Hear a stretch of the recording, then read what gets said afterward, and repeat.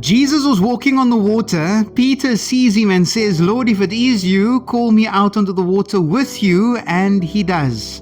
And he walks on the water with Jesus until he starts to focus on everything else. And he begins to sink. And he cries out, "Lord, save me." And Jesus stretches out his arm, picks him up, and takes him to safety. The wind and the storm die down.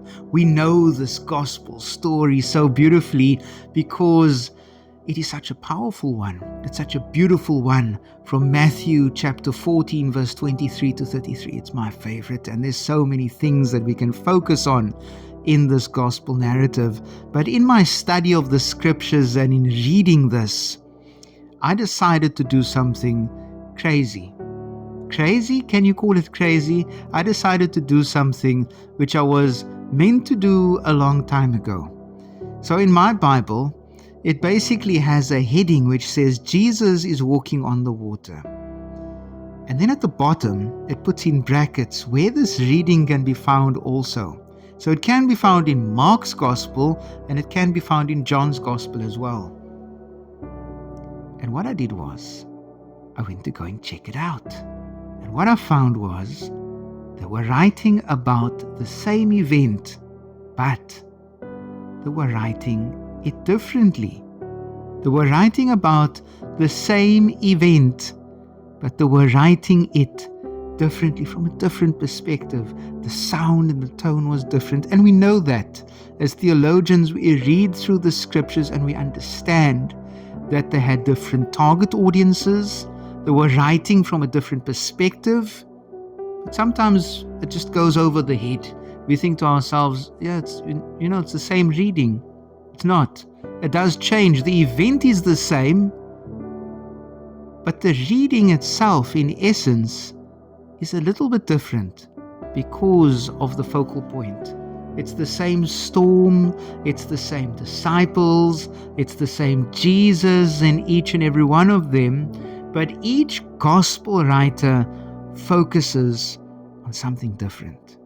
I want you to read it yourself and find what you find, because just this past week, myself and a group of young people, we had a Bible study around this exact thing, and we sat for an hour and a half, and it could have gone on longer because there's so much to break open in regards to this beautiful reading from Matthew's Gospel, from Mark's Gospel, from John's Gospel as well. John tells a very brief and a very short story. Matthew focuses, as we've just heard, focuses on Peter walking on the water with Jesus. Mark tells of how the disciples were not as fazed by the fact that Jesus was walking on the water. Good miracle, that they were more focused on what had happened before, the feeding of the multitude. How did Jesus take the 5 loaves of bread, the 2 fish, and feed all of those people? In the narrative, it says it was 5,000 men, excluding the women and the children. Now, if you're looking at the 5,000 men, very often in cultural society, we find that there is more women taking up roles.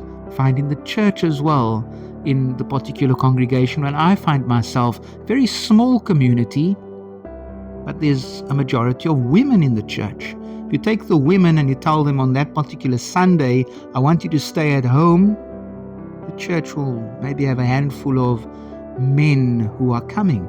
There's more women around. So, according to many commentators, there could have easily have been over 20,000 people. So Jesus fed the multitude, the 5 loaves of bread and the 2 fish. They had their fill. They didn't have something to eat. They had their fill, which means that they were full afterwards, and they still had leftovers. They collected 12 baskets full of it. The disciples, in this narrative of Jesus walking on the water, were not as fazed by that. They were fazed and still in awe by the fact that Jesus had fed the multitude. All 3 gospel writers are telling about the same event, the same thing that had happened, but their focus is different because of the audience that they are writing to, and also the perspective that they are trying to highlight for the reader. It brought up a question for me. Is that not the same with our faith life also? We have all expressed, we've all experienced, we've all encountered God differently. The way that I've encountered God is different to how you have encountered God. How you've encountered and experienced God in your life is very different to how I have encountered and experienced God. It doesn't mean that God is different. It just means that we have seen Him differently, that He's revealed Himself to us differently.